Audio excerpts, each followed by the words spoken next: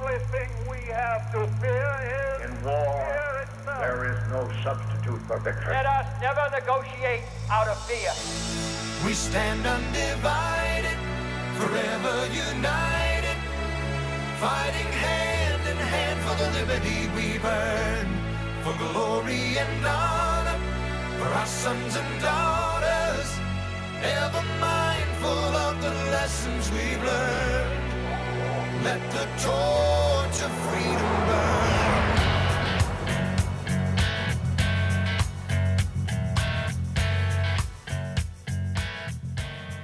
You found your way to the intersection of faith and politics. This is Wallbuilders Live with David Barton and Rick Green, and you found us on Friday, so that means it's Good News Friday. David, going to bring folks some good news from across the nation. We are, and there's a lot, and I've got a real problem today deciding how to do this. Normally I have it organized by stacks, and the most recent stuff I do last so that we get the stuff from a week or two ago. And my stack is, I'm going to have a wheelbarrow the way that I've got stacks all over the desk here. And I don't know how to organize the thing. So random. Well, I'm just going to start going through from top to bottom. How about I just get to draw one out of there? The way I print it out. Yeah, you want to draw something? All right, let's do that. I'm just going to pick one. Let's see. What do you got? Right here. All right, what's this one? That one goes to our New England neighbors.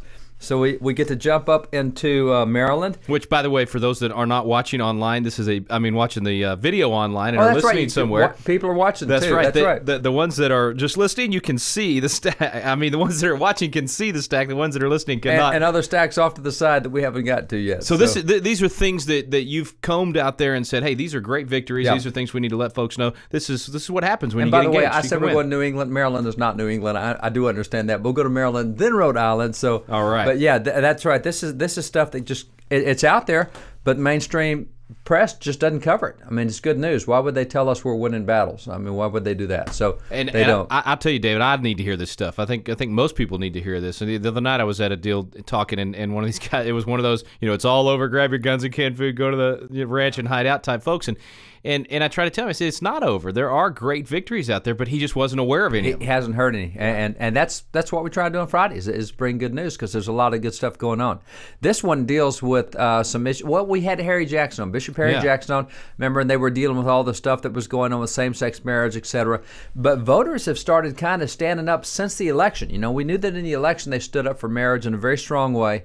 But since then, they've continued to talk to their elected officials. And so Maryland, where it looked like that they were going to slam dunk gay marriage, a very blue state, they got so many calls and so many phone calls, so many people showing up that a lot of the Democrat who co-sponsored the same-sex marriage bill just bailed off it, and they couldn't get it passed. So these were people that are not just willing to vote for it. They'd actually put their name on the dotted line and said, hey, I'm willing to push this thing. And it was seen to be, in Maryland and Rhode Island both, it was seen to be a done deal. There's no stopping this, because they're very blue states. It's almost like Hawaii. You have a token Republican singular, and I mean singular, only one. Well, it's not quite that bad in those two states, but it's pretty close. Anything Democrats want, they can get done, and they had done this. This was all set, all going through, and then suddenly a bunch of black pastors started showing up. Phone calls started pouring in the office. People started saying, have you lost your brain? And Democrats saying this. And so these guys got scared to death and backed off. And after seeing all the changes that happened in the election 2 years ago, they don't want to be part of that change in this coming election. So with that, in Maryland, it didn't stop. They've just continued to keep rolling stuff right along. After having backed them down in the state legislature, they jumped in and they killed they killed an anti-discrimination measure, one of the gay hate crime kind of things. Oh, yeah. And they killed that locally. So they're going across Maryland, just knocking off stuff after stuff. They even killed a bill they didn't think they would kill. And it's a bathroom bill, and that bathroom bill is, transgender people can go anywhere they want to. And so you got a guy who says, I think I'm a woman, I'm going to the woman's restroom. You can't stop it. And so they can now, because they killed the bill. So the pressure really put on, and they had a 34-vote cushion on that bill. They had a 34-vote cushion, and they lost the cushion, and they pulled the bill. So, and by the way, it was both the Republicans and Democrats who backed off on that. 16 Democrats, 11 Republicans, and they have pulled the bill, and it's floored the left in Maryland. When you say they, these are ordinary citizens, pastors, individuals. They're ordinary citizens lobbied. Yes. I mean, they created this. You kept saying that when they created the momentum, they got legislators that had been for a bill so much they signed onto it, and then they back off. Who are these they that are creating that kind of pressure that's actually changing the minds of legislators? A lot of times we think, well, if they're for it and they've already said they're for it, we're not going to change their mind. They've actually reversed course because of the they out there. It's pastors who are telling people in their church, do you know what these guys are about to do? And people in their church are calling, and pastors are calling, and it's coming from all sorts of directions. And the black church has stepped up to the front on this thing, and they've said, not anymore. Yeah. We're not doing this.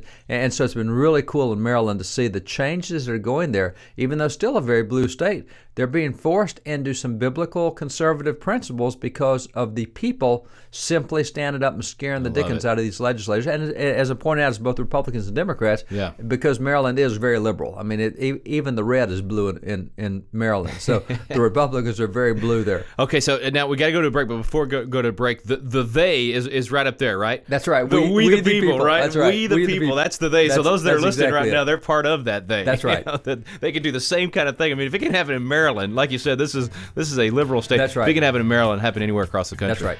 Just got to get involved. All right, pastors and everybody else out there listening, get involved and take some action. We're going to be back again, give you some more good news from across the nation here on Wallbuilders Live.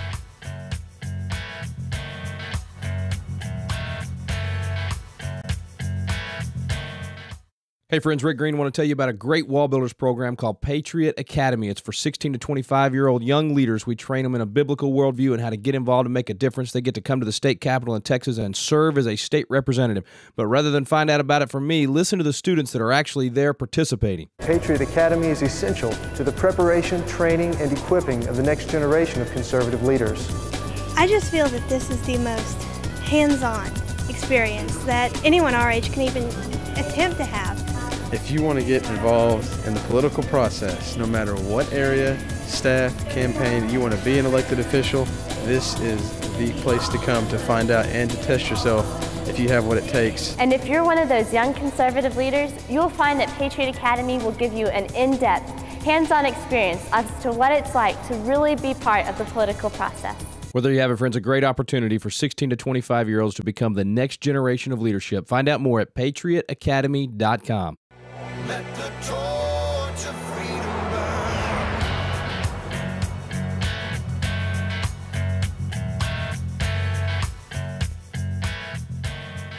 Welcome back, and thanks for staying with us. It's Good News Friday here on Wallbuilders Live, and we started off, David, talking about Maryland and some good things happening there from the they. From the people. They is we. This one is from Rhode Island. It's kind of similar because Rhode Island was shoving same-sex marriage through real fast, and the people in Rhode Island stood up. Even though they went through and have been a very liberal state, they stood up and said, we don't want same-sex marriage even in Rhode Island.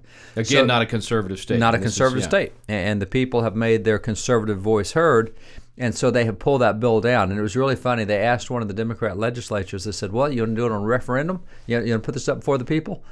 And the state senator said, no, when the left puts its issues up on referendum, it generally hurts us more than helps us. I love it. And so not only will they not get it through the legislature, they don't even want to put it up for a vote of the people because they'll get the clock cleaned even in Rhode Island. Yeah, this is one, David, that if you just pick up a newspaper and read it, or you listen to even Republican consultants out there too often, they say this is a losing issue. Boy, you got to get off this marriage. Yeah. You guys quit talking about that because that one's just over. I mean, you always hear that kind of defeatist mentality out there that we need to avoid it, but yet don't we keep winning that one almost every time? That's the problem we have with the consultants. And I've talked about that before. One of the biggest problems our candidates have is we got lousy consultants. We have consultants that are not conservative. They don't have a worldview.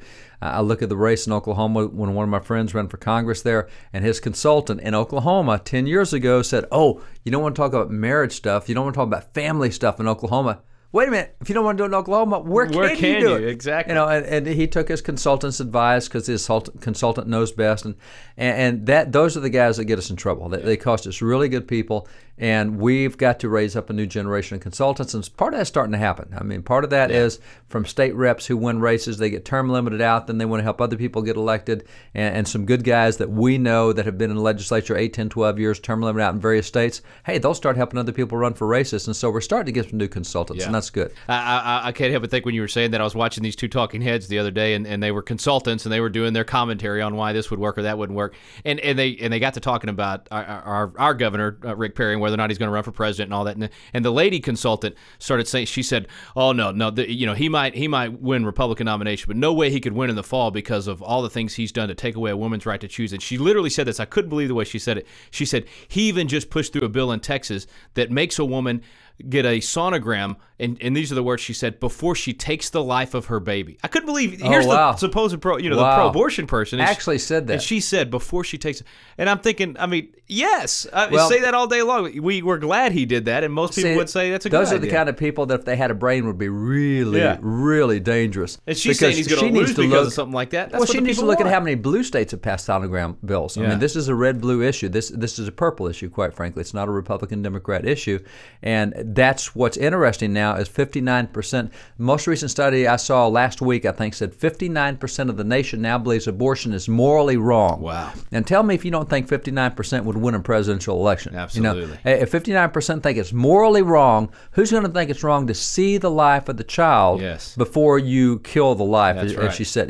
Those are the kind of people, consulting candidates, that'll cost candidates to lose, and that's why you got to get people that. And the last election was good. People stood up and ignored their consultants and did the right thing, and it was good. Well, I got another stack of stuff. You want to pick something else? Well, let's get a quick. Actually, we do have time. Let me just draw here. This is kind of fun. We've never done this before. So, all right. So we're picking another one. I'm trying to give you a choice where you want it. All right. How about that one? Where are we? All right. That deals with moral issues in the nation, and interestingly, there's been a real upturn in the number of people in America who think that the morals in America are getting better. So the public perception is that morality, traditional morality, good morality is on the rise in America. Really? Now, it's still a majority think that we got lousy morals in the nation, but it's still a decreasing number now. So, and that's good, that things have been happening the last 2 or 3 years that cause people to see moral hope for the country, that cause them to turn around. It's been a change of actually 8 points in the last couple of years, that people are now more optimistic about the moral condition of America. I wonder what they see that causes them that. I mean, is it looking at, you see more in entertainment, you see more movies reflecting good values, in your own local church or community, you see people representing them. What do you think it is? I think it's looking at states like Rhode Island and Maryland. See these votes. To see that votes. See churches starting to stand up, pastors starting to speak out. You see these things being defended. You see guys getting elected to Congress like we saw last year that are overwhelmingly traditional morality guys. It's just everywhere you turn. So rather than everybody being wishy-washy, anything goes, because we see people standing up for moral clarity, we automatically say, well, that means we are moving in the right direction. Because if you get a politician talking about morality, then people think, well, it must be okay because he wouldn't get elected if it wasn't okay. And so the fact that you hear that, and as you pointed out from the media, the kind of movies that have been coming out, so many more movies that have a strong moral lesson, moral fiber to them. It just across the board, it's getting better and better. And the stats over the last 2 to 3 years have been overwhelming in favor of showing that when you do moral things, it actually improves economics and improves the community, improves your health or whatever.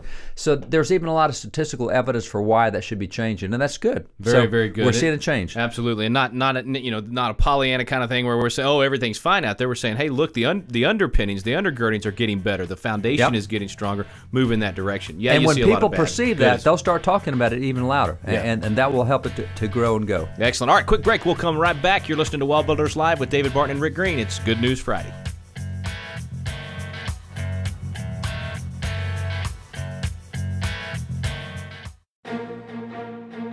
Hey friends, Rick Green here to tell you about a great new opportunity to learn about the Constitution and our Founding Fathers. Chief Justice Jay was exactly right, and never before have I seen so many people interested in doing exactly what he said. He said that every member of the state ought diligently to read and to study the Constitution. By knowing their rights, they'll sooner perceive when they're violated and be the better prepared to defend and assert them.